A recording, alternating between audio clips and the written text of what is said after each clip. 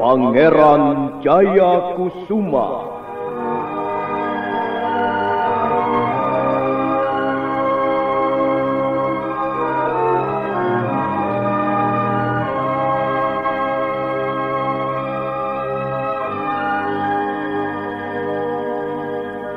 Sebuah serial drama radio yang dipersembahkan oleh Teater Sanggar Cerita dan Sanggar Prativi bekerja sama dengan PT Bayer Indonesia.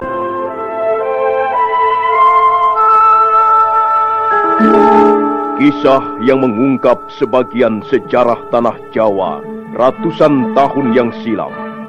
Kisah yang ditulis oleh Herman Pratikto kini muncul kembali dalam bentuk drama radio.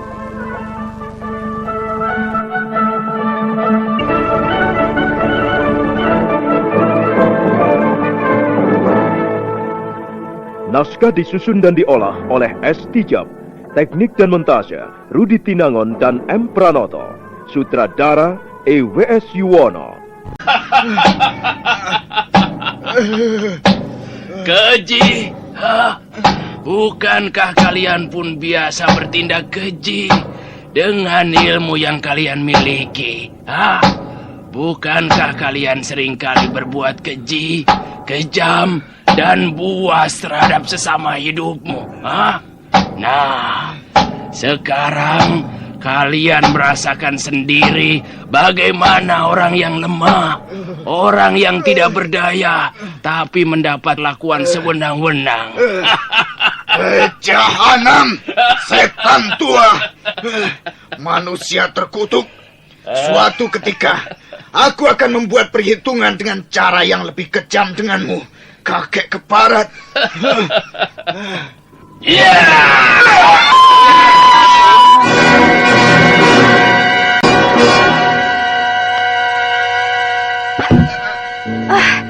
Dia mati. Mereka mati. Tidak, mereka tidak mati. Mereka hanya tidak sadarkan diri.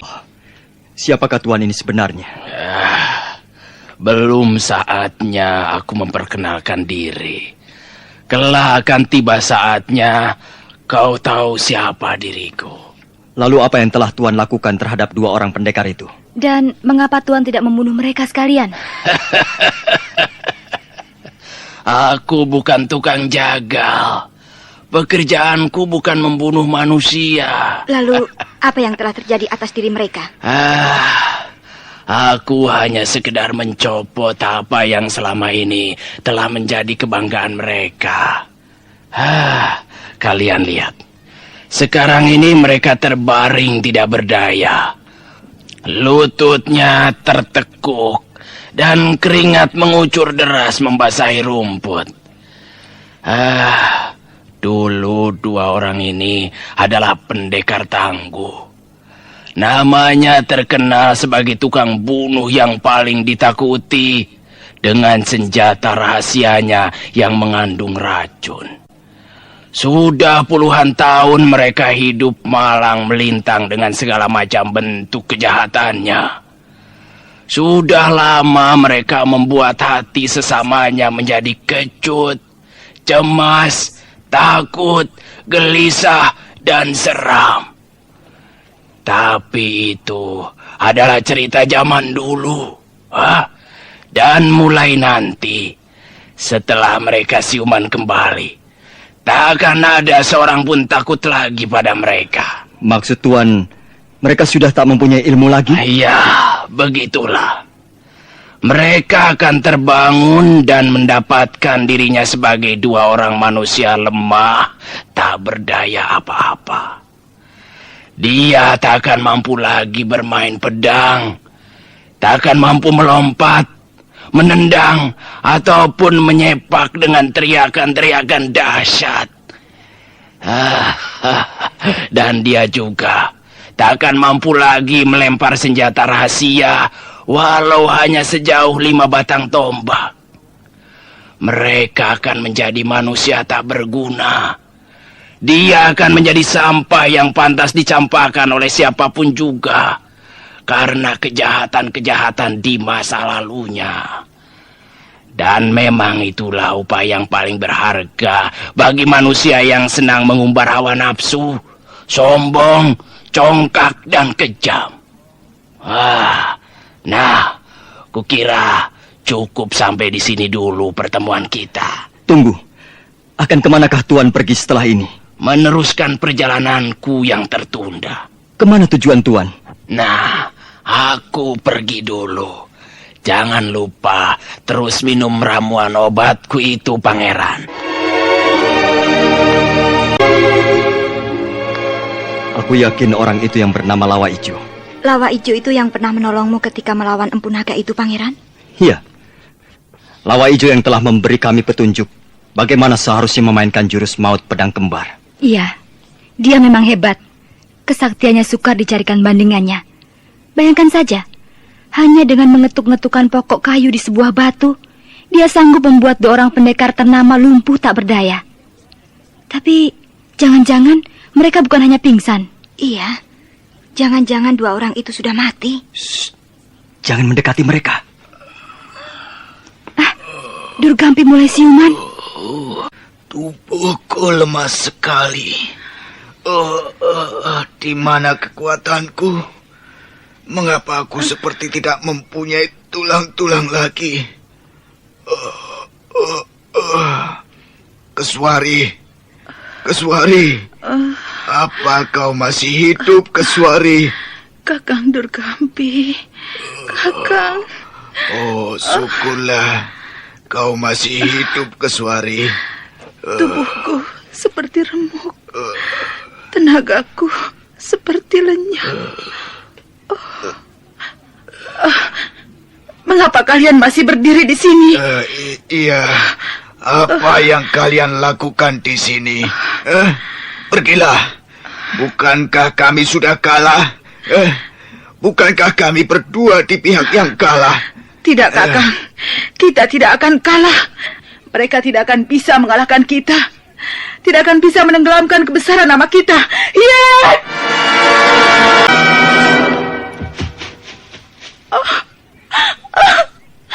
Mengapa jadi begini? Mengapa jadi begini? Kakang Durgampi! Kakang Durgampi! Ada apa, Keswari? Ada apa? Tenagaku seperti lenyap. Kepandaianku seperti lenyap. Tubuhku terasa kosong, hampa. Isinya sudah terbang semua. Itu mungkin kau hanya lelah saja, Keswari. Atau barangkali ada uratmu yang terkilir. Kalau begitu, minggirlah. Biar aku yang akan menghajar tikus-tikus ini. Kalian merasa bangga karena kakek Edan itu bisa mengalahkan kami. Durgampi, kami sama sekali tidak merasa bangga. Kami hanya kasihan melihat nasib kalian berdua sekarang ini. Bedebah. Kami bukan orang-orang yang lemah. Kakek Sinting itu memang suka bercanda. Tapi sekarang dia sudah tidak ada lagi.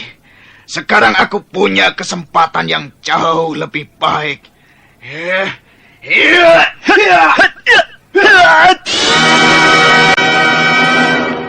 Aduh, kau benar, Keswari. Aku pun merasakan hal yang sama. Tubuhku seperti kosong, tidak ada isinya. Dan semua kepandaianku lenyap. Lalu, bagaimana kita, Kakang? Orang tua itu telah mencopot semua kepandaian kita.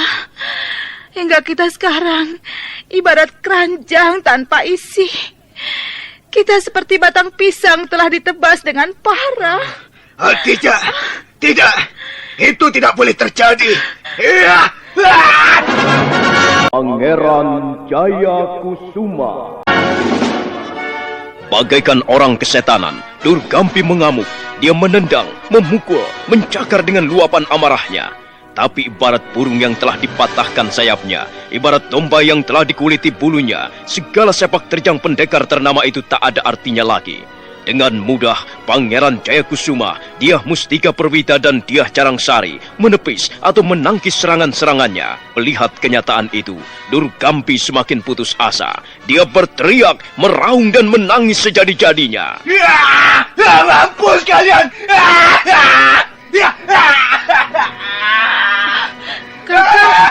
Kakang Durgampi, tunggu! Inilah Durgampi. Ayo, lawanlah aku. Siapa yang berani melawan aku? Ayo majulah. Majulah kalian semuanya. Ku bunuh kalian satu persatu.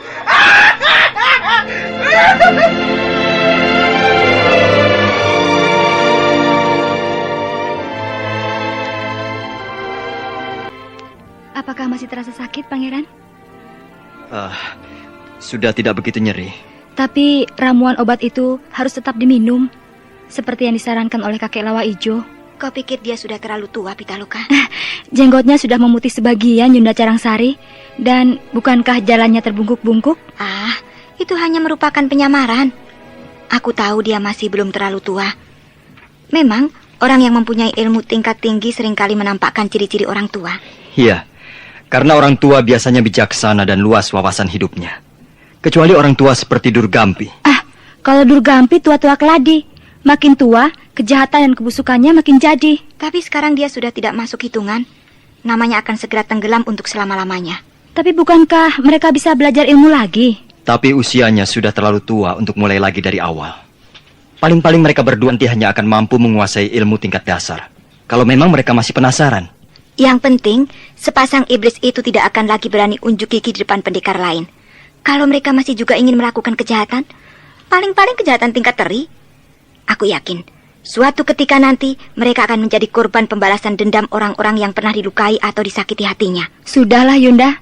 Apa perlunya kita membicarakan riwayat orang yang sudah tamat? Ya, lebih baik kita memikirkan apa yang harus kita lakukan esok hari.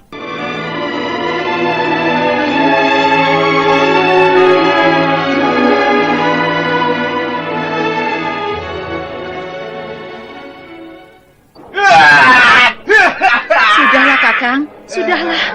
Aku tidak tahan melihat Kakang berteriak-teriak seperti orang gila. Aku gila? Apa benar aku sudah gila, Keswari? Kakang mendapat goncangan batin yang hebat. Seperti saya juga. Aku tidak bisa menerima semua ini. Tidak bisa. Kakek Jahanam, ku bunuh kau! Ku bunuh kau! Sudahlah, Kakang. Jangan membuang-buang tenaga. Mana mungkin kita bisa membunuh kakek sakti itu? Mana mungkin? Mana mungkin? Mengapa tidak mungkin? Karena kita sudah tidak mempunyai apa-apa lagi sekarang. Maksudmu? Apa maksudmu, Keswari? Kita sudah tidak punya ilmu secuil pun. Semua sudah dilenyapkan oleh kakek sakti itu. Kita sekarang hanya menjadi orang biasa, Kakak. Kita bukan pendekar. Kita adalah manusia biasa. Manusia kebanyakan. Sebentar lagi orang-orang akan segera melupakan nama kita. Kita akan menjadi tersisih dari percaturan dunia persilatan. Diam, Keswari! Diam! Jadi, Durgampi sudah tidak bisa seperti dulu lagi. Durgampi sudah tak berdaya. Sudah loyo. Sudah kehilangan taring-taringnya yang tajam. Bahkan untuk membawa tubuh kita sendiri pun. Sekarang kita tidak bisa seperti dulu, Kakak. Kita harus berjalan dengan hati-hati. Berlari dengan hati-hati. Melompat dengan hati-hati kalau tidak ingin tergelincir jatuh. Apakah sebegitu menyedihkan keadaan kita sekarang ini, Keswari? Beginilah nasib kita, Kakak. Apakah kejayaan masa lalu kita akan lenyap begitu saja? Sama sekali tak bersisa. Kita akan tersuruk-suruk seperti anjing. Kita akan dihina oleh setiap orang yang kita jumpai di tengah jalan. Setan tua Jahanam. Tidak. Aku tidak sudi menyerah sampai di sini. Aku masih kuat. Aku masih jaya seperti dulu. Aku masih Durgampi yang ditakuti dan disegani lawan maupun kawan. tanganku masih perkasa. Telapak tanganku masih mampu menghancur leburkan bongkahan batu kali ini. Iya! Jangan, Kakang, jangan. Minggir! Minggir!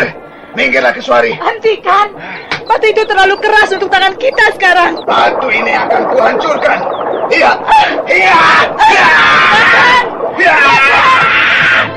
Iya!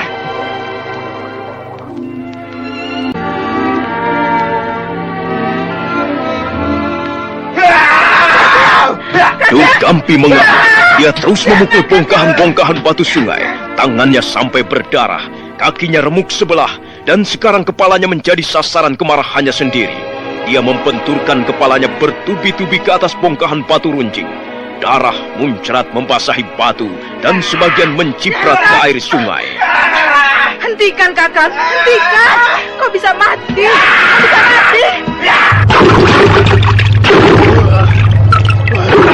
Hancur bukan? Batu itu remuk bukan Keswari? Tanganku ternyata masih cukup ampuh. Kakang, sadarlah. Sadarlah. Kita sekarang sudah tidak memiliki apa-apa lagi. Batu itu bukannya hancur. Aku telah mendorongnya agar terguling ke sungai. Hah? Kurang ajar. Mengapa kau melakukannya, Keswari? Mengapa? Kau sudah tidak mempercayai kemampuanku lagi. Lihat, batu-batuan yang bertumpuk-tumpuk ini akan kuhancurkan semuanya. Akan kupecahkan, kuremukkan dengan pedang pendekku ini. Sudahlah, Kakang. Tidak ada gunanya. Hanya semakin menambah rasa sakit di hati kita. Tidak. Minggirlah Keswari. Ya!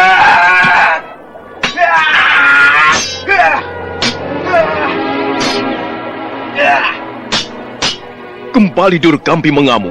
Kini dengan pedang pendeknya dia membabat bongkahan-bongkahan batu kali di sekitarnya. Beberapa kali kakinya terpeleset dan dia jatuh terguling. Tapi segera bangkit kembali dan menerjang batu-batu kali yang tak berdosa apa-apa itu. Keswari hanya diam sambil menggigit bibirnya. Hatinya menjerit melihat penderitaan kakak seperguruannya itu. Mampus kau!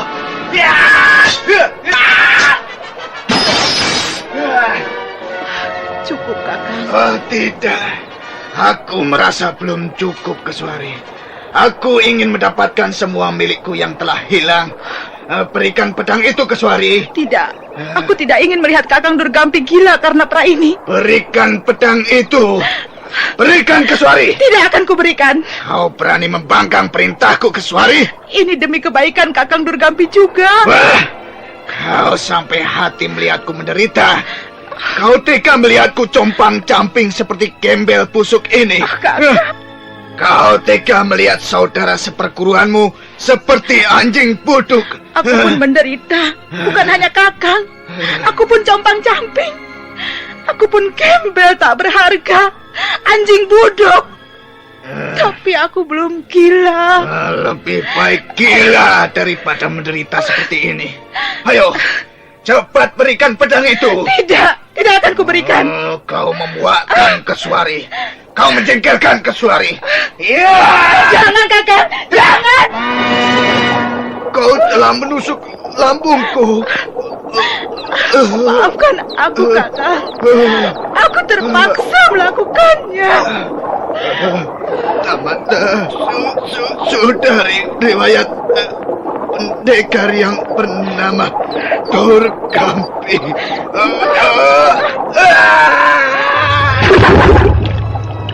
Untuk sesaat lamanya, Keswari duduk di atas batu, merenungi kematian saudara seperguruannya yang begitu menyedihkan. Matahari telah kemerah-merahan ketika wanita setengah tua itu mulai melangkah pergi. Jalannya pelan dan hati-hati sekali. Sementara itu, Pangeran Jayakusuma, Dyah Mustika Perwita, dan Dyah Carangsari sudah sejak pagi berkuda meninggalkan pondok. Mereka terus berkuda ke arah selatan, menyusuri perbukitan. Telah 2 daerah pemukiman penduduk mereka lewati, dan kini mereka masuk ke desa Watu Gamping. Desa kelihatan sepi.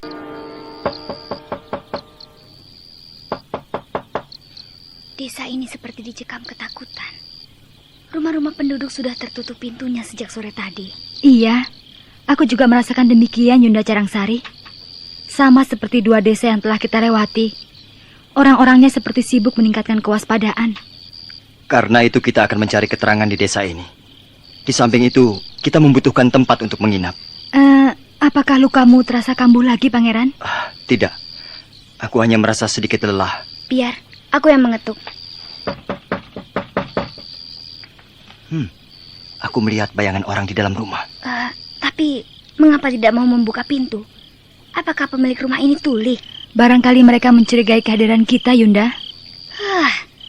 Apakah kita ini punya tampang penjahat? Kok mereka mencurigai? Enak saja. Belum lagi Diah Mustika Perwita menjawab kata-kata Diah Carangsari. Mendadak. Lihat, ada orang-orang membawa obor kemari. Mungkin benar kita dicurigai, Yunda. Kita bukan penjahat. Kita tidak perlu takut. Tenanglah kalian. Mari kita tunggu saja. Aku ingin tahu apa maksud kedatangan mereka. Pangeran Jaya Kusuma.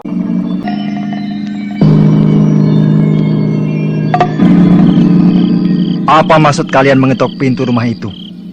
Kalau ingin bertamu, mengapa kalian tidak datang besok pagi? Kami bertiga kemalaman di jalan. Kami membutuhkan tempat untuk menginap malam ini. Kalian siapa? Dari mana? Dan kemana tujuan perjalanan kalian? Kami bukan orang jahat. Mengapa harus menjawab pertanyaan-pertanyaan semacam itu? Aku tidak bertanya apakah kalian orang jahat atau orang baik-baik. Kami hanya tidak ingin melihat desa kami terganggu. Kami tidak mengganggu. Sekarang memang tidak. Tapi kami harus waspada. Kami wajib mencurigai kehadiran kalian bertiga. Sebentar. Semenjak kami masuk, kami memang merasakan ada hal-hal yang aneh di desa ini. Sepertinya warga desa sangat hati-hati. Apakah banyak berkeliaran para perampok di sekitar desa ini? Itu bukan urusan kalian. Desa Watu Ngambing ini adalah desa kami. Desa peninggalan leluhur kami. Karena itu, kamilah yang wajib dan hak melindunginya dari gangguan para pengacau. Tapi kami bukan pengacau. Kami datang dengan tujuan baik. Kami hanya mau menginap barang semalam di desa ini. Apakah kalian keberatan? Terus terang, kami keberatan. Mengapa? Kami tidak bisa mempercayai kalian begitu saja. Tapi kami bisa menunjukkan tempat yang bisa kalian pergunakan untuk istirahat malam ini. Ya, betul. Kalian bisa berkuda sekitar 200 pas lagi. Dan kalian akan menemukan sebuah rumah penginapan. Sekarang ini kami tidak bisa meneruskan perjalanan. Loh, mengapa? Ada kawan kami yang terluka. Dia harus istirahat sekarang juga. Terluka? Iya. Jadi kalian datang ke desa ini dengan membawa persoalan? Sudah. Jangan diterima. Usir saja mereka. Apa kau tidak punya perkemanusiaan? Lihat saja sendiri. Dia terluka. Dia butuh istirahat. Sudahlah. Lebih baik kita mengalah saja. Tidak. Mereka ini harus diajar bagaimana seharusnya menerima tamu yang baik. Apa? Tamu? Kami tidak pernah menganggap kalian bertiga ini menjadi tamu kami. Kalian datang sendiri. Bahkan mengetok pintu rumah orang malam-malam begini. Kami tidak butuh tamu. Dalam keadaan seperti ini, tidak ada tamu malah lebih baik. Hei, orang asing. Lebih baik kalian segera pergi. Sebelum kami semua memaksa kalian pergi dengan kekerasan.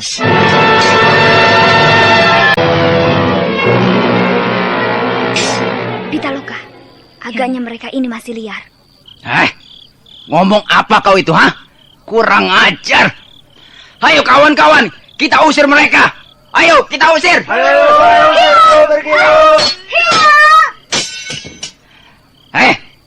Kau berani melawan kami? Kau ingin kami mencincang-cincang tubuh kalian beramai-ramai? Iya. Tunggu. Agaknya mereka bukan orang sembarangan. Perempuan itu dengan mudah bisa menangkis sabetan pedang seorang kawan kita. Tapi bukan berarti kita akan menyerah. Ayo, ringkus mereka bertiga. Keroyok mereka. Ayo, kita serang beramai-ramai. Ayo. Tunggu.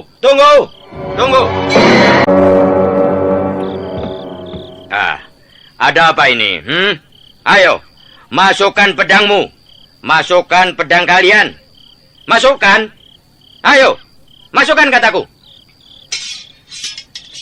Ada apa kalian ribut-ribut?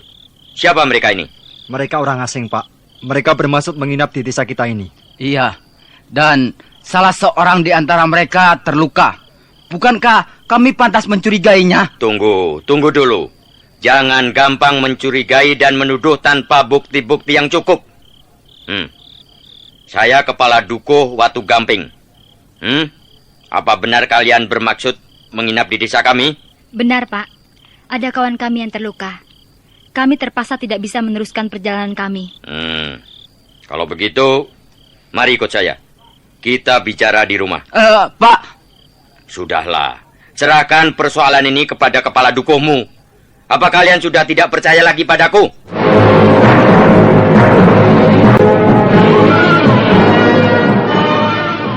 Kepala Dukuh Watu Gamping itu kemudian membawa Pangeran Jayakusuma, Dyah Mustika Perwita dan Dyah Carangsari ke rumahnya. Maka sementara mereka berempat sibuk bicara di ruang tengah, warga desa yang lain menunggu di halaman. Sebelumnya saya ingin tahu, siapa sebenarnya tuan-tuan ini? Apakah itu perlu? Saya kira perlu sekali. Sebab sekarang ini keadaan sedang gawat. Gawat? Apa yang telah terjadi? Aneh sekali kalau tuan-tuan belum mengetahuinya. Bukan hanya di desa ini, tapi hampir seluruh daerah Majapahit sampai ke pelosok-pelosok desa. Sekarang ini sedang dilanda kerusuhan. Apa yang menjadi sebabnya, Pak Kepala Dukuh? Nah, saudara pendengar, bagaimanakah kisah selanjutnya? Silakan menunggu kelanjutan kisah Pangeran Jayakusuma ini pada episode berikutnya, yang dipersembahkan oleh Revagan, tablet anti flu buatan Bayer, manjur dan cepat kerjanya. Sampai jumpa.